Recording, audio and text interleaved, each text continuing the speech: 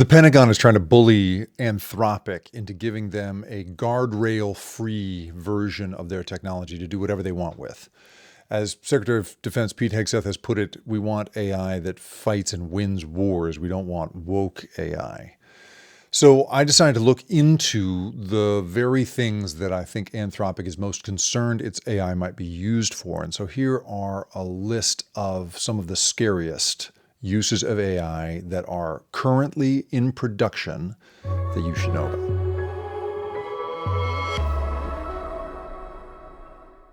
A few months ago, I had Asa Raskin, co-founder of the Center for Humane Technologies, one of the main guys behind The Social Dilemma, alongside Tristan Harris, on the show. And he and I agreed that there's been so much dark talk about what AI could conceivably do to us all. And because I spent so much of The Loop, my book about AI, in that mode, I know now that it's not for everyone, that there's a fatigue that can grab people when you are trying to scare them too often and too deeply. But as Asa put it to me at the time, there's some stuff going on right now that really can fuck up your sleep for quite a while. And so as we stand on the verge of Anthropic's deadline from the Pentagon to give them a guardrail-less version of their technology so that the Pentagon can do whatever they want with it, what the Pentagon is calling all lawful uses, but that could include all sorts of scary stuff that we don't know about, I decided, okay, I need to remind people just what it is that this stuff can do. Now that we have this incredible algorithmic power, this pattern recognition and predictive technology in AI. And I think the representative stuff I'm going to give you right now gives you some flavor of what it is that Anthropic is probably worried about. So the first one I want to share with you is a couple years ago.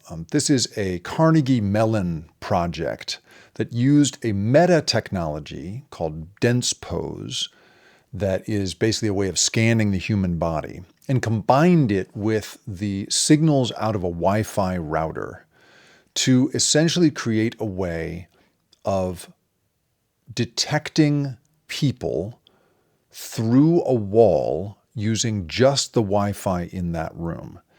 With three $30 Wi-Fi routers, this team was able to put together a transmitter and receiver system that could then essentially pull in wireframe images in video form of who's on the other side of the wall and what they're doing. So here's a few representative scenes here. You can see on the left, these are folks in the lab classroom at Carnegie Mellon. On the right is what the Wi-Fi signal combined with dense pose makes possible. This is a technology that makes it possible for anybody to use the infrastructure that's already in your home to act as a sort of in-home radar. And the surveillance capabilities of this are incredible, of course. Now, you've seen this already commercialized as a possible way of, keeping track of senior citizens and so forth. The technology industry is amazing at coming up with socially redeeming uses for this kind of otherwise very dystopian stuff. And this is no exception. This is one that I think is extremely dangerous from a surveillance perspective, but maybe not as dangerous. I mean, it's one of the things that makes it so dangerous, of course, is that it is an installed thing already. You have that infrastructure in your home already. It can be commandeered for this purpose, and you don't get any say in it. So another one of these is the capability of detecting your identity from your gait. That is to say, from your way of walking, the rhythm of your legs. We've seen in protests around the world in the past that when you simply cover your face with a mask, that's usually enough to defeat a facial recognition system. Unfortunately, in China, we have already seen the capability debuted of identifying people by their stride. So there's a Chinese company called Waitrix that can identify individuals from 50 meters away with their back turned and their face covered and no cooperation required, simply from how they walk. Once you get a representative sample of somebody, you can then basically file them away, and then you'll have them for all time. You don't need special hardware. You don't need a front-facing view. And this thing is already live. It's on the streets of Beijing and Shanghai and Chongqing. And according to the company, it is about 94% accurate. So for people moving through crowds in, say, a protest, this is of real concern, especially right now where so many protesters know to cover their faces. Another one on this in this world is one called Jetson, which is developed by the Pentagon for the U.S. Special Forces. And it can identify an individual from 200 meters away using an infrared laser that reads their unique cardiac signature. How your heart beats turns out to be incredibly individualized.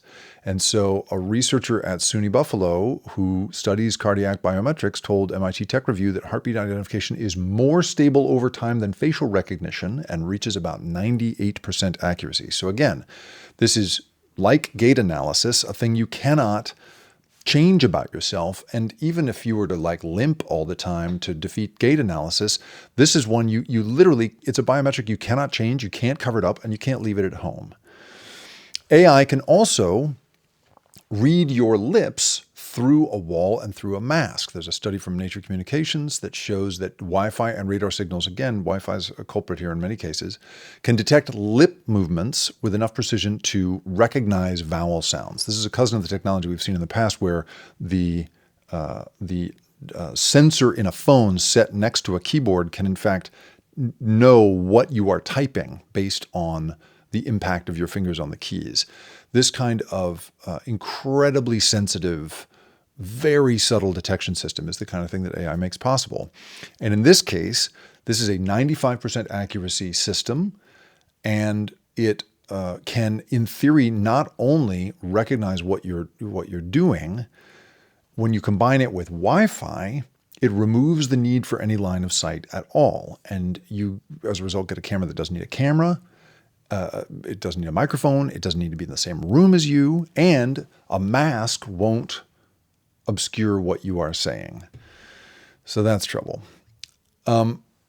China's a big theme here. It comes up again and again. China is currently running a new system, according to a Reuters investigation, that integrates DeepSeek, which is the cutting edge in China, the model that they use, into its military planning and its drone swarms and its autonomous combat vehicles such that they can assess, according to researchers at Xi'an Technological University, 10,000 battlefield scenarios in 48 seconds.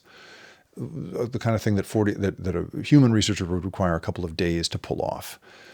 And so this is a change in kind. This is the kind of thing where China, already we know is deploying all sorts of AI-guided systems, and this would be something that would give all of that a kind of risk assessment system that would be unimaginable even a few years ago. And they're doing all of that using these chips that fall below the threshold of U.S. export controls, which means that the sanctions that we've been imposing in theory to slow down China's military use of AI, not really working.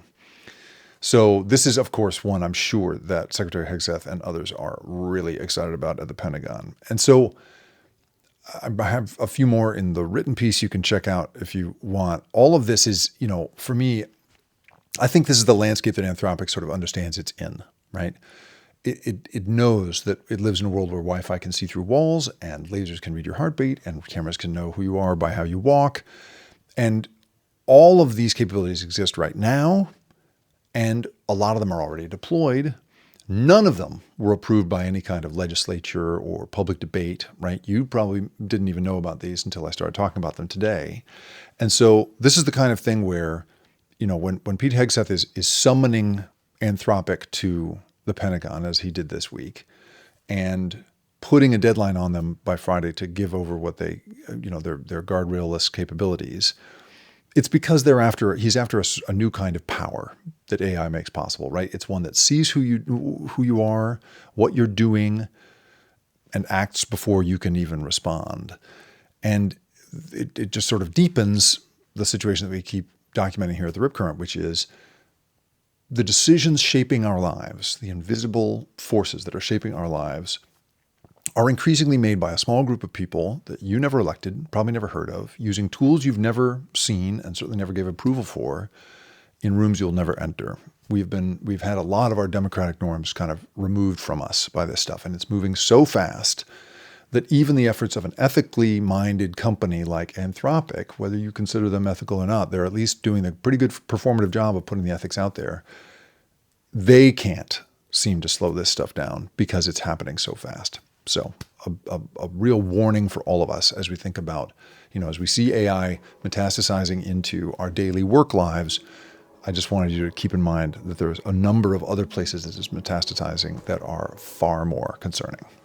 The Rip Current is produced and created by me, Jacob Ward. And if you liked this show and you want more content like this, go to theripcurrent.com, where I publish a weekly newsletter that covers these same sorts of stories of the big invisible forces that have us all in their grip. And if you want to really do me a favor, if you could go to where you have listened to this or watched it and like it, share it, or even better, review it. Holy cow, is that helpful? It's the best possible way for me to find a new audience. I really appreciate you being here. Thanks for listening.